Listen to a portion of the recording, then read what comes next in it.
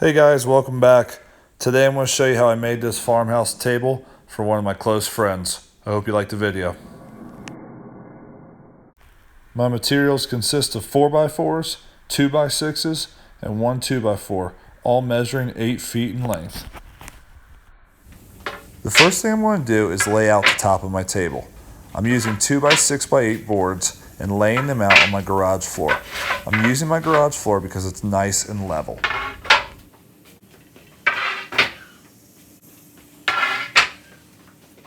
When you lay the boards down, you're going to notice that there's gaps in between certain boards.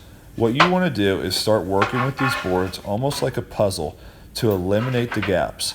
This might mean flipping a board over, turning it around, or putting it in a completely different spot. This can be a long process, but if you take your time and eliminate as many gaps as you can, this will save you time in the end. Nobody wants a gap on the top of their table.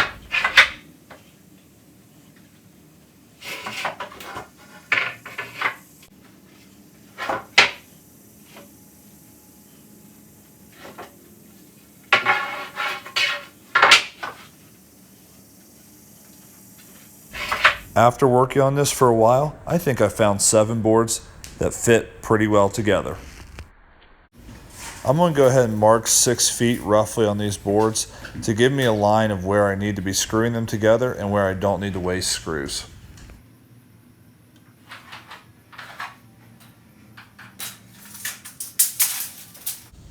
I'm going to attach the top of my table boards by using this Kreg Jig.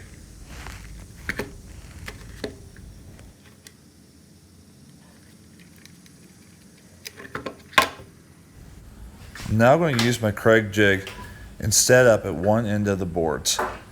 I'm going to place the board inside the Kreg Jig and lift the opposite side of the board up onto another board on my table to make sure it's nice and level.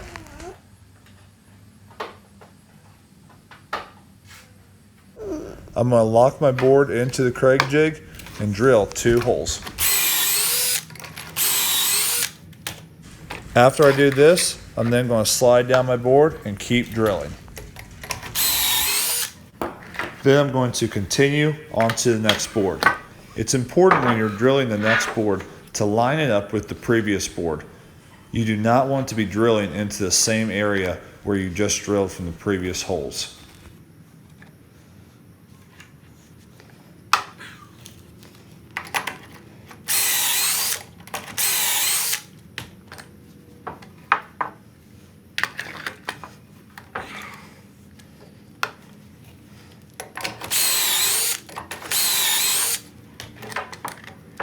You can see here that I positioned the holes from the second board so that they do not run into the screws from the first board. Now it's time to attach these boards. I'm using Kreg screws 2.5 inches for soft and plywoods. I'm also using the tip that they give you with the Kreg K4 jig set.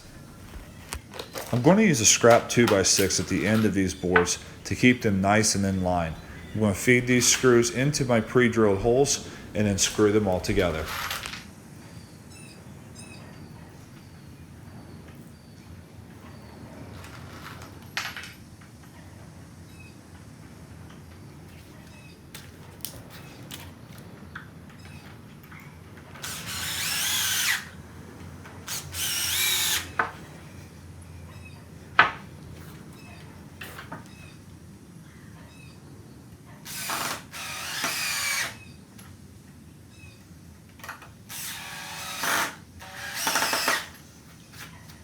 One thing that I do to make sure that the top of my table is nice and flat is I push down with my hands and my knees on these boards if I start to see them pop up or bow in any direction.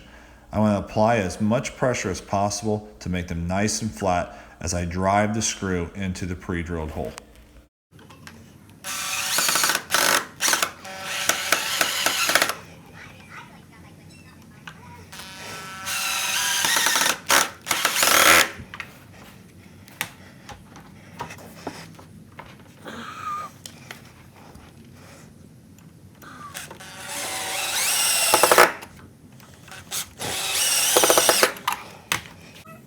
Just keep with this same process and drive in as many screws as you can into this table.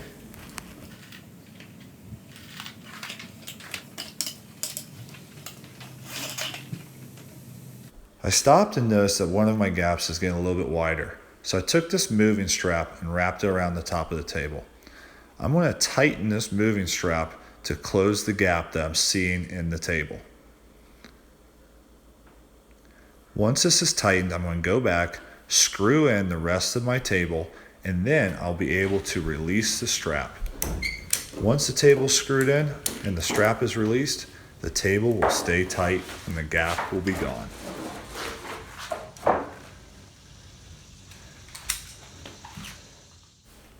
I put my tabletop on some sawhorses and decided to make a mark at 6 feet or 72 inches.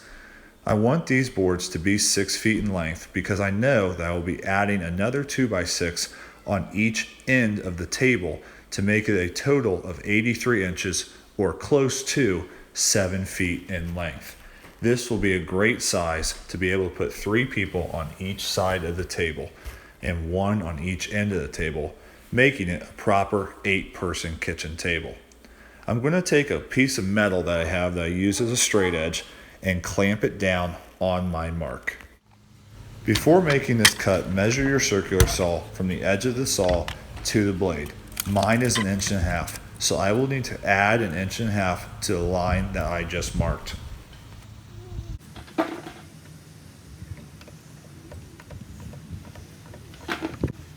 Be sure to clamp down both sides directly on your marks, and then it'll be time to cut.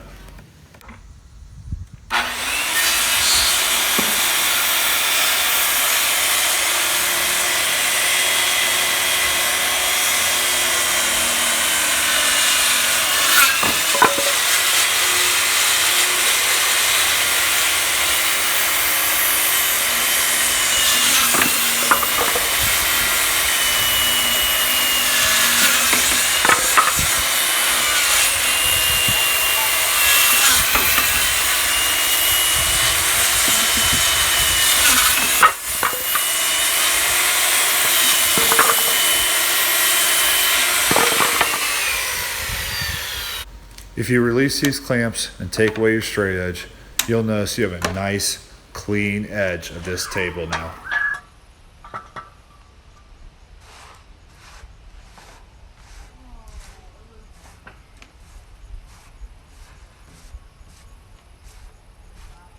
Now it's time to cut the 2 end pieces of our table. I take a 2x6 board and line it up with my hands. Then I take my square and draw my cut line.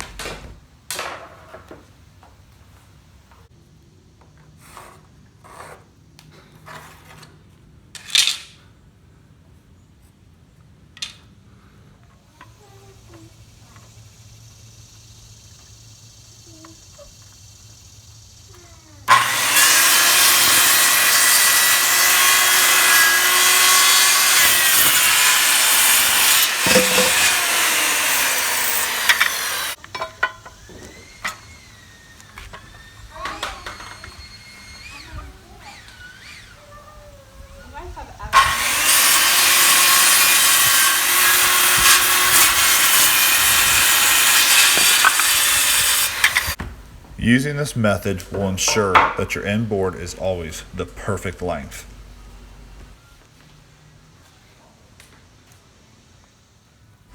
And now it's time for more pocket holes and more pocket screws.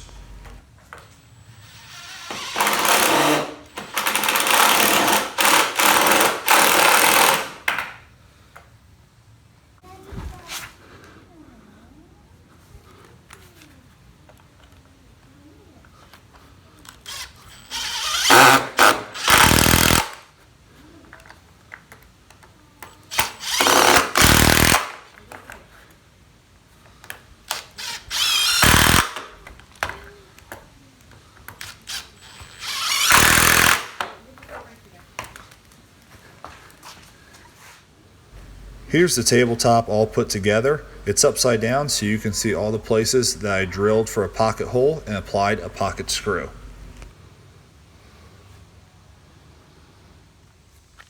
The next thing I'm going to do is go on my miter saw Get some 4x4s and start cutting for the legs. These pieces here I'm cutting at 45-degree angles to use for my X's on the legs.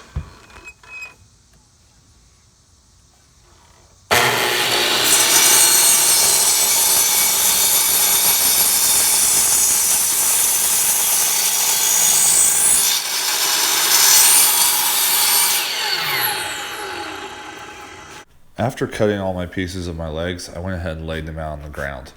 You can see I cut for a couple half-lap joints in these legs. If you're interested in knowing how to do half-lap joints, I have a great video on my channel. Check it out. The next thing I'm going to do is start to attach my leg pieces. I start by drilling pilot holes and then following that up with screws in the top and bottom pieces. I'm going to be very careful about hiding every screw that I use to attach this table with.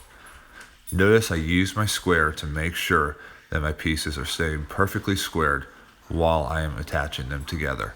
I'm also using my tape measure to make sure that my vertical piece is exactly in the middle of my horizontal pieces.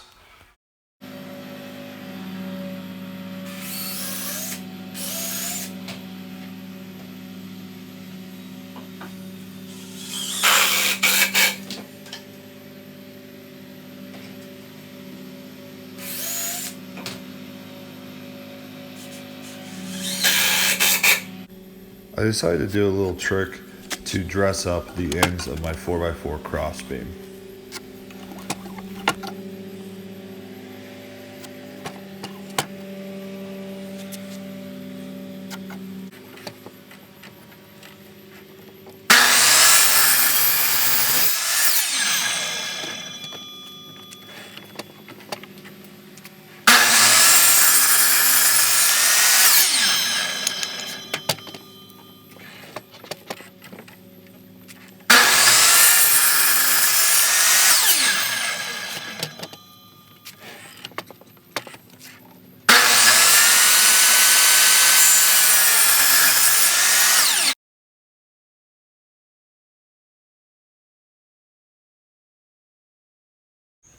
Now I'm going to take this 4x4 crossbeam I just cut using my half-lap joints and slide it directly in to my table legs. You can see it attaches very nicely and snug, and it's going to provide good support for my table.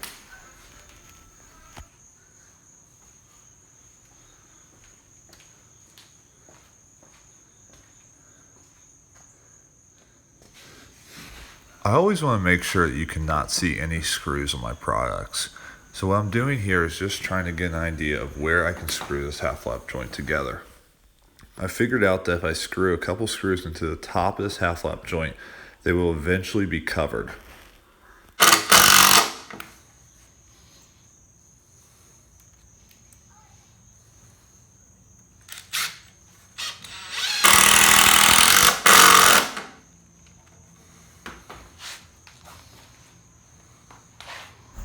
I measured a 2x4 to 80 inches and put a 45-degree cut on each side. This will add extra support and attach the top of my table to its legs. I use my tape measure to make sure that it's evenly placed, and then I'm going to screw directly down on this 2x4. The top of the table will hide these screws. Now it's time to put the X's together on both sides. I'm going to take my nail gun and nail in the pieces that I cut with a 45-degree angle on each side.